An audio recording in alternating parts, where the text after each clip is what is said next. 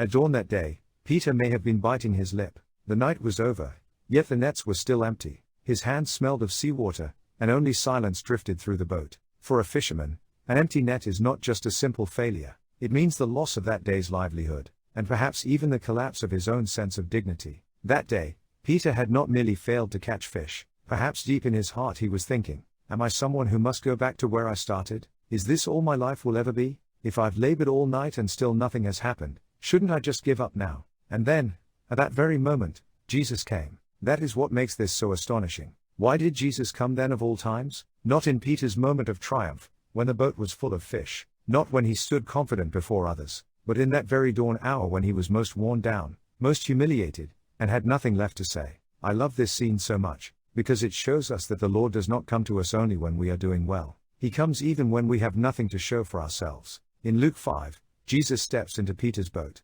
After teaching the crowds, he speaks a very short sentence. Luke 54 says, "Put out into deep water, and let down the nets for a catch." It is brief, but there is something striking about it. This does not sound like comfort. To Peter, it may have sounded more like a burden, because he had already tried. In Luke 55, Peter says, "Master, we've worked hard all night and haven't caught anything." All of Peter's emotions are packed into that short sentence. Lord, I've already tried. Lord, I've endured through the whole night. Lord, I've done all I could, and still, nothing happened. Have we not said the same in our hearts? Lord, I've tried, I've prayed, endured, and waited. I've held on through problems with my children, my health, my family. But why is it still empty? That is exactly where faith begins. Not when the miracle appears, but in the very place where our own experience has already concluded that nothing can be done. Peter says, "But because you say so, I will let down the nets." To me, this is one of the most astonishing sentences in Scripture.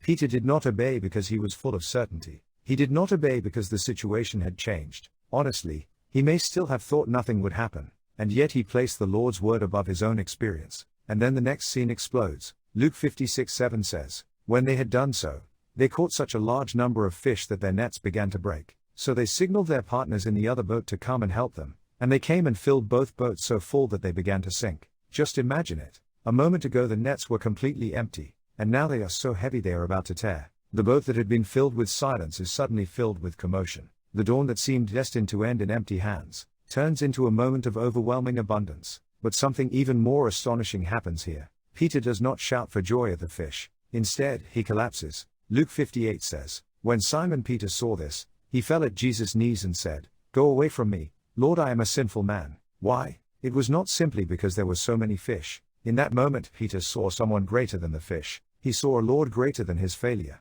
a word more trustworthy than his own experience, the power of God that instantly shattered the limits of his human understanding. In that moment Peter realized something. The real issue he had been wrestling with all night was not the fish. His real problem was not the empty net, but the heart within him that had trusted his own experience more than the Lord's word. So he falls down. "Go away from me, Lord, I am a sinful man." But the Lord does not step back from that confession. Instead, he speaks the most astonishing words of all. Luke 510 says, "Don't be afraid, from now on you will fish for people." This is the great reversal. Jesus does not say to Peter, "Now you finally understand." He does not say, "You failed, so you need more training."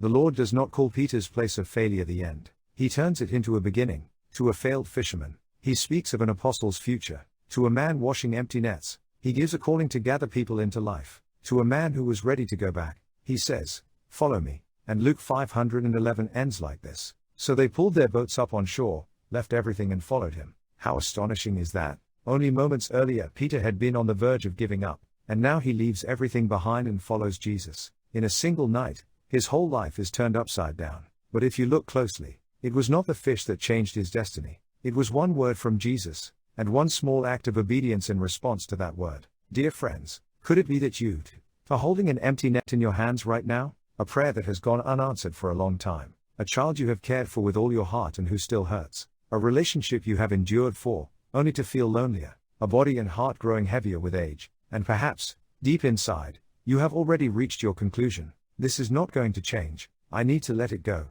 This is as far as I go. But today, the Lord comes to that very place. Not to the center of your success, but to the dawn of your failure. And he says, "Go into the deep. Let down your nets again. Do not be afraid." Perhaps what changes your life will not be some grand event. Perhaps it will be one short word from the Lord. and one act of obedience that answers, because you say so. That day, Peter received more than fish. He found the true meaning of his life. He found a calling beyond his occupation, a purpose beyond his failure, a destiny beyond his resignation. So do not fold up your nets just yet.